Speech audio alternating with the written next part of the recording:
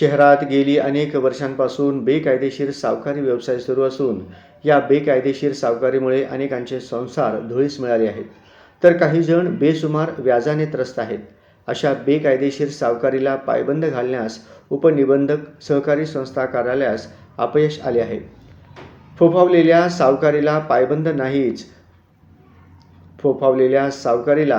नाहीच. सावकार बेसुमार व्याज आकारून मालामाल झाले आहेत. सोलापूर शहर हे अनेक जाती धर्मामध्ये वसलेलं शहर म्हणून प्रसिद्ध आहे. या शहरात अनेक यात्रा, जत्रा, सण, उत्सव, मिरवणुका मोठ्या प्रमाणात असतात.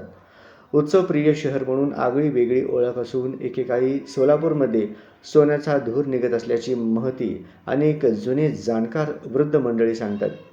जुन्या जमान्यात सोलापूरमध्ये नरसिंग गिरजी मिल, जाम मिल यासह इतर काही मिल होत्या. त्यातून कापड निर्माण होत असे. चाटी गल्ली, सराफ बाजार सारख्या बाजारपेठा लाभल्याने सोलापूरला वैभव प्राप्त झाले होते. कालांतराने सोलापूरमधील वैभव हळूहळू काळाच्या ओघात नष्ट पावले. मिल बंद पडल्या आणि कामगार देशोधडीला लागले. बेरोजगारी वाढली.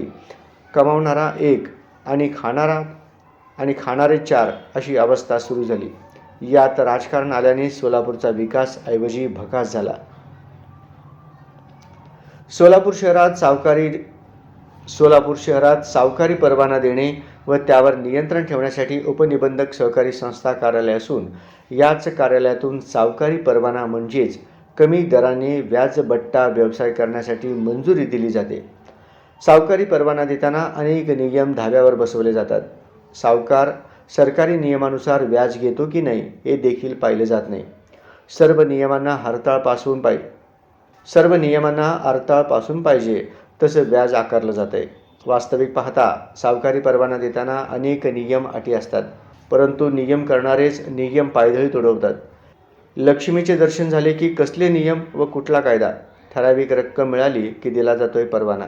सोलापूर शहरात व्याजबट्टा म्हणजे सावकारी व्यवसाय अतिशय मोठ्या प्रमाणात सुरू असून अनेक सावकार शेतजमीन, घर जागा बळकावल्याच्या बातम्या आपण वाचतो. सावकाराच्या या कृतीला पायबंद घालण्यासाठी कारवाई करण्याचे अधिकार शहर उपनिबंधक कार्यालयाला असून आता हेच उपनिबंधक कार्यालय वादाच्या भोवऱ्यात सापडलेले दिसत आहे. पोलीस आयुक्तांनी जातीने लक्ष घालून सोलापूर शहरात जादा व्याज आकारून बेकायदेशीर सावकारी करणाऱ्या लोकांवर गुन्हे दाखल करण्यात यावेत अशी मागणी पत्रकार यशवंत पवार यांनी केली आहे.